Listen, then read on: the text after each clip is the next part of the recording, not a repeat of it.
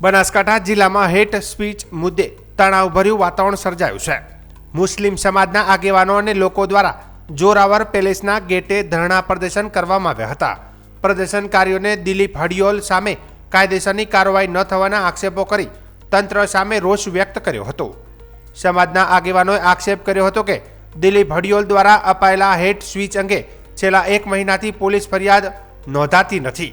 આ મામલે અગાઉ જિલ્લા કલેક્ટર પોલીસ અધિક્ષકને લેખિત રજૂઆત કરવામાં આવી છતાં હજી સુધી કોઈ સ્પષ્ટ કાર્યવાહી કરવામાં આવી નથી, જેના કારણે સમાજમાં અસંતોષ ફેલાયો છે।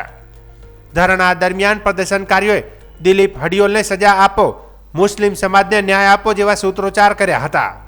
સમાજના આગેવાનોનું કહેવું છે કે વારંવાર રજૂઆતો કરવા છતાં માત્ર આશ્વાસન મળ્યું છે, પરંતુ હકીકતમાં કોઈ કાયદેસર પગલાં લેવામાં આવ્યા નથી। પ્રદર્શનકારીઓએ ચીમકી આપી છે કે જો તાત્કાલિક ગુનો નોંધવામાં નહીં આવે તો તેઓ ગુજરાત હાઈકોર્ટના દ્વાર ખખડાવશે અને દિલીપ હડિયોલ તેમજ જવાબદાર પોલીસ કર્મચારીઓ સામે કાનૂની લડત લડશે। ધરણા સ્થળે પોલીસ બંદોબસ્ત ગોઠવાયો હતો અને પરિસ્થિતિ શાંતિપૂર્ણ રહી હતી। જો કે સમગ્ર મામલે જિલ્લા તંત્ર તરફથી સત્તાવાર પ્રતિસાદ મળ્યો નથી। આ ઘટનાએ કેટલાક ગંભીર સવાલો ઊભા કર્યા છે। શું હવે ફરિયાદ નોંધવા માટે પણ ધરણા કરવા પડશે? શું કાયદો બધા માટે સમાન રીતે લાગુ પડે છે? હેટ સ્પીચ આપનાર સામે કાર્યવાહી કરવામાં વિલંબ શા માટે? તેવા અનેકો સવાલ લોકોમાં ઉઠી રહ્યા છે।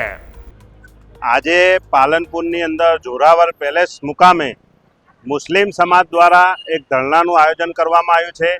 એ ધરણા રણજી ટ્રોફીના પ્લેયર દિલીપસિંહ હડિયોલ વિરુદ્ધમાં કરવામાં આવ્યું છે, કારણ કે દિલીપસિંહ હડિયોલે એક કાર્યક્રમની અંદર ધાનેરામાં મુસ્લિમ સમાજ વિરુદ્ધ હેડ સ્પીચ આપી હતી, જેમાં એવું પણ કહ્યું હતું કે જ્યારે પણ મુસ્લિમ સમાજ વિરુદ્ધ તમારે જરૂર પડશે તો હું બંદૂક અને તલવાર લઈને આવીશ। જ્યારે સુપ્રીમ કોર્ટનું ગાઈડલાઈન એવું છે કે કોઈપણ સમાજ અથવા કોઈપણ ધર્મ વિશે કોઈ હેડ સ્પીચ આપે તો એના ઉપર તાત્કાલિક પોલીસ અધિકારીઓએ ફરિયાદી બની અને ફરિયાદ શ્રી સરકારે કરવાની હોય છે। પણ અમારા મુસ્લિમ સમાજના આગેવાન સરફરાજભાઈએ આજ દિન જે પણ ફરિયાદ આપી હતી એમાં આજ દિન સુધી પોલીસ દ્વારા નિષ્ક્રિયતા દાખવી કોઈ કાર્યવાહી કરેલ નથી।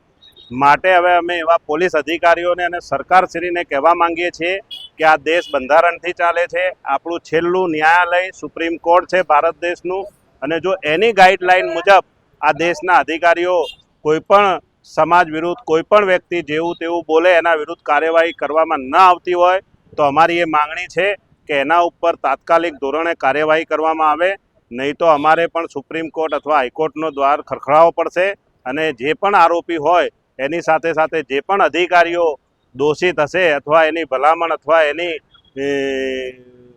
ફરિયાદ ન લેવાની કોશિશો કરતા હશે કોઈપણ પોલિટિકલ નેતાઓના ઇશારે, તો અમે ચલાવી નહીં લઈએ। અને આ અમે આજે કડક શબ્દોમાં કહીએ છીએ કે કોઈપણ સમાજ કોઈપણ ધર્મ કોઈપણ વ્યક્તિ વિરુદ્ધ વાણી વિલાસ કરવાની ઇજાજત નથી આપતો। ગીતા હોય, કુરાન હોય કે બાઇબલ હોય, આ કોઈ ધર્મમાં એવું નથી લખ્યું। સૌથી પહેલો ધર્મ માનવતાનો છે, માટે માનવતા માટે અમે આજે ધરણા કરી રહ્યા છીએ અને આવા ઇસમો વિરુદ્ધ કોઈપણ ધર્મનો એની ઉપર કાર્યવાહી થવી જોઈએ। પાલનપુરના ક્રિકેટર દ્વારા ધાનેરા ક્રિકેટના જાહેર મંચ ઉપરથી મુસ્લિમ સમાજ વિરુદ્ધ ઉશ્કેરણીજનક ભાષણ આપી અને ગંગા જમના તહેજીબને જે ડિસ્ટર્બ કરવાનો તોડવાનો પ્રયાસ કરી રહ્યા છે, જેની સામે કલેક્ટર ઓફિસમાં અને પોલીસ અધિક્ષકશ્રીને અમે આવેદનપત્ર પણ આપી ચૂક્યા છે।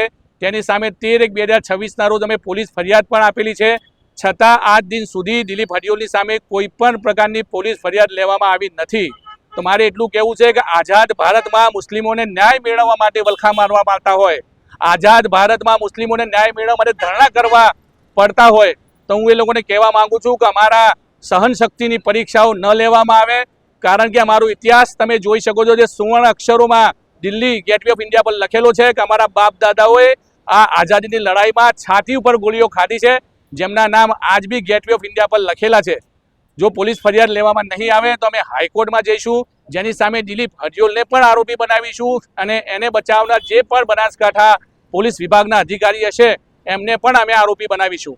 અને ખાસ કરી અને મારા મુસ્લિમ સમાજના આગેવાનોને કહેવું છે કે જે મુસ્લિમ સમાજના આગેવાનો આ મુસ્લિમ સમાજ વિરોધી ભાષણ આપનાર દિલીપ હડિયોલને બચાવવાના પ્રયત્નો કરી રહ્યા છે, જે મને ફોન કરી સમજાવવાના પ્રયત્નો કરી રહ્યા છે, જે વોટ્સએપ ઉપર મને ચેટિંગમાં કહી રહ્યા છે કે ભાઈ એને બચાવવાના પ્રયત્નો થઈ રહ્યા છે, તે મુસ્લિમ આગેવાન સમાજના આગેવાનોને કહેવા માંગુ છું કે દરેકના ઓડિયો એ વોટ્સઅપ કોલ કર્યા હશે તો પણ મારા મોબાઈલમાં રેકોર્ડિંગ છે.